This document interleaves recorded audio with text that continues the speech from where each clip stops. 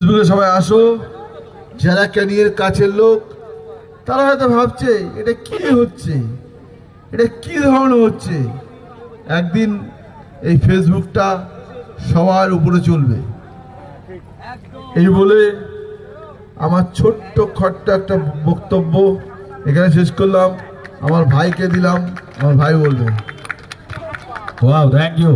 আচ্ছা, আমরা যাকে দেখে ইন্সপায়ার হয়েছে, যাকে দেখে এগিয়ে যাওয়ার পথটা পরিষ্কার করে নিয়েছে, আমাদের মিঠুন টু দাদা ভাই রয়েছে এবং সাথে রয়েছে শঙ্কর দা, যাকে আমরা 150টা বাংলা সিনেমাতে অলরেডি অভিনয় করতে দেখেছি। 64 বছর বয়সে এখনো রিলস বানিয়ে আমাদেরকে ইন্সপায়ার করছে। আমার মনে হয় একটা জোরে করতালি হবে প্লিজ সবাইগুলো একসঙ্গে।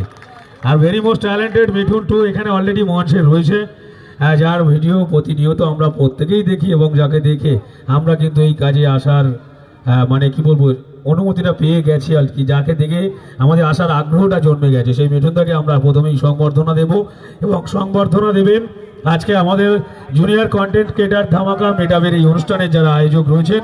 পিন্টুদা এবং নির্মলকে আমি বলবো প্লিজ মঞ্চে ডেকে নেব। পিন্টুদা এবং নির্মল লস্কর, পিন্টুদা নির্মল লস্করকে বলবো এবং পিন্টুদাকে একটু ডেকে নাও। আর সাথে রয়েছে আমাদের সকলের প্রিয় শঙ্করদা এবং সেই সাথে সকলের নাম আমি হয়তো বলতে পারছি না। এখানে প্রত্যেকটা কন্টেন্ট রয়েছে যারা মিঠুন টু গ্রুপের সদস্য, তাদের প্রত্যেককেই আমরা ব্যাচ, উত্তরীয় এবং একটি করে সুন্দর মেমন্ত্র দিয়ে সংবর্ধনা দেব। পিন্টুদা প্লিজ একটু তাড়াতাড়ি আসো মঞ্চে। পিন্টুদা প্লিজ তুমি যদি শুনতে পাও সাউন্ডটা প্লিজ